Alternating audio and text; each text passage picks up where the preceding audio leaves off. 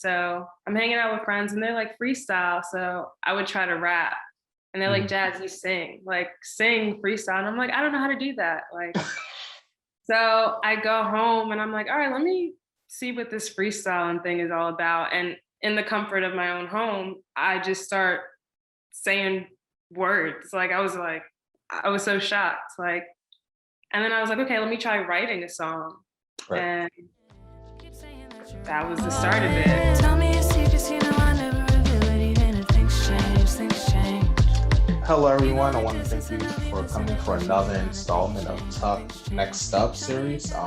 Today we have a very special guest who I had the pleasure of meeting for the first time live and seeing what she can do live. Here today we have Jasmine Cassell. How are you doing today? Good. How are you? Feeling much better. We spoke off air a little bit about how I was doing, but let's get into you. First, how was your first show back?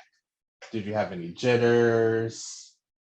Surprisingly, no. I felt really good getting back out there. I think I've been craving wanting to perform on stage. So it felt really good to be back. Was it? I know the setting there was like very intimate and very like low key, like a jazz type vibe there. Is this something that you're more comfortable doing, or do you like prefer like more elaborate, more elaborate and outspoken venues? I think I work well with the jazz vibe, that cafe vibe, but I don't mind performing for even bigger crowds. I think I'm like an intimate singer, my Yeah, music is pretty intimate, so it just fits the vibe. yeah. I was just about to go into that because you do have this vibe that I described in the article under the radar. You have this warm mother earthly presence about your performance. It's almost like you speak one-on-one with the audience, which I felt. Maybe it Mhm. was just me. I was captivated by your performance. But it's almost like going to one of your shows, you know everything's going to be okay. Like you feel safe. Oh, Um and that was the vibe that I got from you that night. And I want to know, is that like something that you project unintentionally, or is it something that you know that you want to convey to your audience or your fans? I think that's just my personality. I think, I Oh, guess I'm warm. yeah, it's just you. Yeah, I think, yeah, I think I'm naturally like a caregiver kind of person. So I guess it reflects in my music and the way I perform, to an extent. Right, yeah. So let's take it back. So how did you like get your start into music? Like what made you one day decide, oh, this is something that I want to pursue, like this is something that I'm passionate about? Um, so back in 2014, Mhm. I guess I was just trying to figure out my life when it came to school, what my major was going to be. I was away at school and then I came home from college, and I didn't know where my life was going, honestly. I mean, And who so I'm does? right. So I'm hanging out with friends, and I kept it a secret that I sang. A lot of my friends didn't know. They knew, but it was like you never heard me. So I'm hanging out with friends, and they're like freestyle. So I would try to rap, and they're like, Mhm. Jazz, you sing freestyle. And I'm like, I don't know how to do that. So I go home, and I'm like, all right, let me see what this freestyling thing is all about. And in the comfort of my own home, I just start saying words. I was so shocked. And then I was like, okay, let me try writing a song. Right. And that was the start of it. And I think for like a few months, maybe for that first year, I just wrote songs every day. Every day would be like 5 songs, 3 songs. Wow, Yeah, it was that's just a lot. I guess I never knew I had it in me, and once I realized, I was like, I couldn't stop Yeah, making, you know. And then I was just like, I guess this is my purpose, like, you right. know. So being like inspiring artist like in your early stages, how was it different from listening to music for inspiration versus just being another average music listener? Um, at that time, I was listening to a lot of Janae Aiko. I guess I heard. I mean, I've always been into music, and I would always sing, but then I started picking up on like the way she sang, and then I Right. would, you know, um, mirror that. I don't know if I'm answering your question or not, No, no, but you are. So how would you describe your music to people who don't know it? Like, does it fit in that new age neon soul like Janae Aiko, or does it fit more in terms with like India Irie, Jill Scott, or something like that? yeah, I think it's a mix because I do talk about love, but then I do talk about inspirational things like, listening to your intuition or everything's going to be okay. Like you can move, this too shall pass type of thing, Right. So I'm like in the middle. Right. Um, I yeah. mean, I feel like that's where the genre of R&B is. I do think sometimes it gets misconstrued by mainstream media, and people start to lose the focus of what it really is. Mhm. So, how do you see the genre of R&B like expanding, or what can your music do to help bring back the focus on the music and not of the glam and fame that it can bring? Um, I think just being true to yourself or being true to myself Mhm. and just putting out music from my experiences, like I think being able to share what I went through can help people, so I don't really care about the glitz and glam, but if I can help one person, I'm cool with that because you inspire one person and then that person can inspire another Yeah, I person. mean, yeah, all it Like takes a is one domino person. effect, Yeah. Yeah. So, you touch a little bit on love and relationships in your music. How do you help overcome like any mental issues or struggles that come up like in your everyday life that you can help transition to help you overcome that? I say write it out. Um, Luckily I can sing, so I'm able to write my problems Not out everybody has that luxury. through my songs, but there's journaling and you can journal out your feelings, and I feel like journaling helps you even realize feelings you don't even know you have. Yeah. So journal, write it out, take some time to yourself. You Yeah, gotta I mean, yeah, I think journaling is something that's been given like a like a more dumbed down version of venting out your feelings and stuff like that. People still look at it, well, today's society still look at it as it's like weak or something like that. Because I kept the journal all throughout my school years, and I was always ridiculed and made fun of for like stuff like wow. yeah. So it's still something that's just like people don't take it seriously, and it can help overcome like a lot of issues and stuff like It helps a lot because then when you look back at things you wrote, I know I look back sometimes and I'm like, oh, sis, you were going through it. And then you can see that that. you overcame that. Like, Right? Yeah. it's even more, your own writing is inspiring to yourself. Like, and then you can be like, oh, if I got through that, which was rough, like obviously I can get through whatever's to come or whatever I might be dealing with now. Like, Right. so So what was the biggest obstacle that you learned thus far being in the music industry? Or what was the biggest like cultural shock now being on the other side of like the music industry?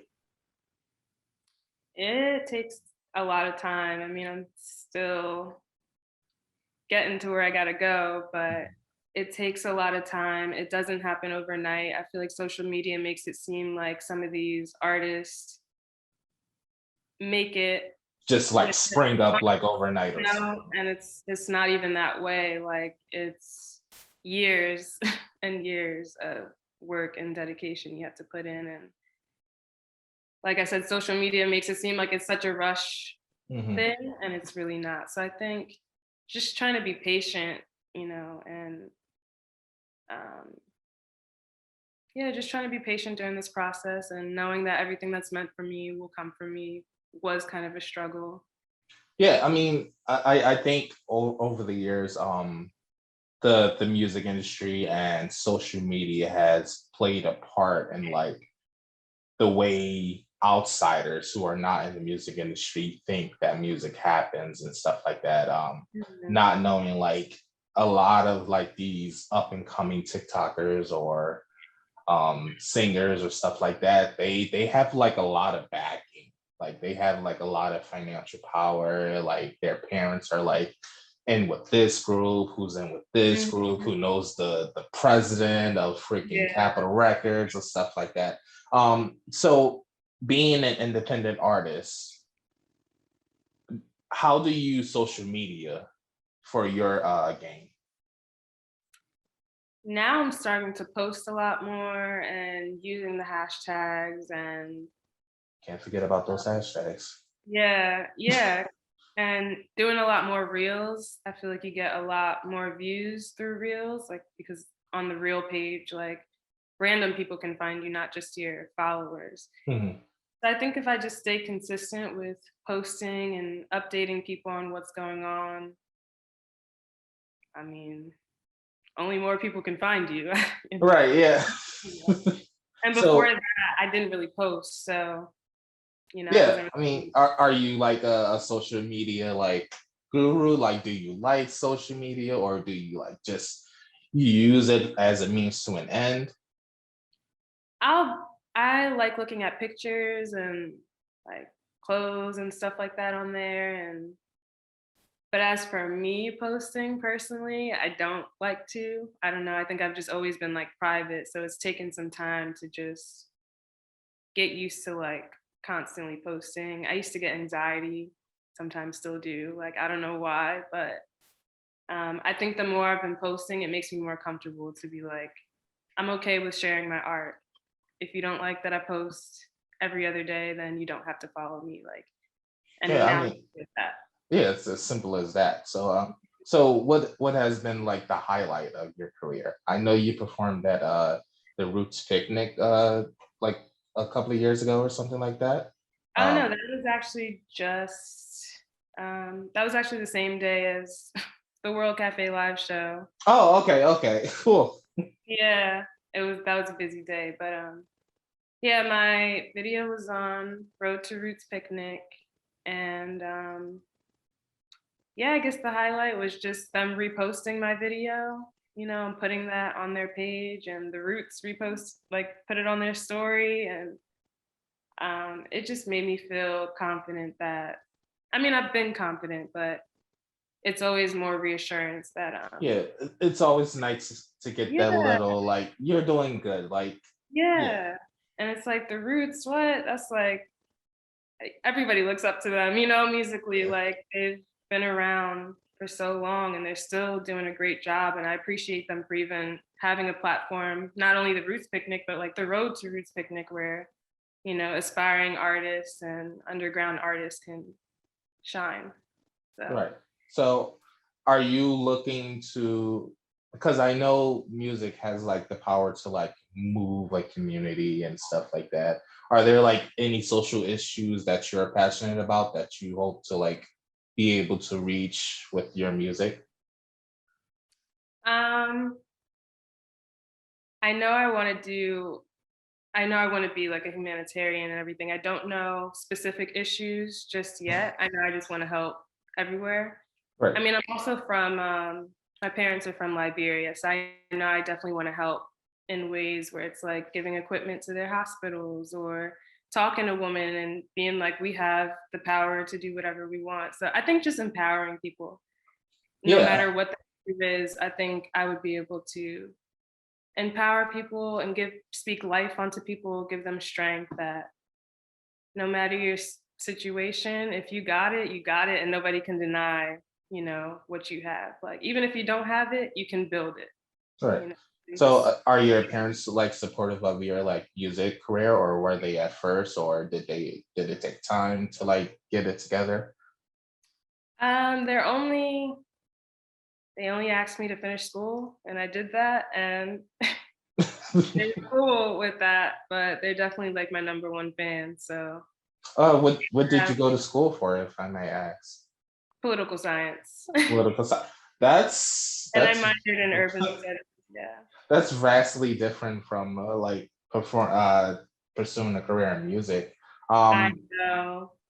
I know. But like I said, I want to do like philanthropy and humanitarian work. So I figured that was probably a good avenue to go down, mhm. later on when I figure that part of my life out. Right, yeah. I mean, that's further down the road. We won't have to get there yet. We're still young.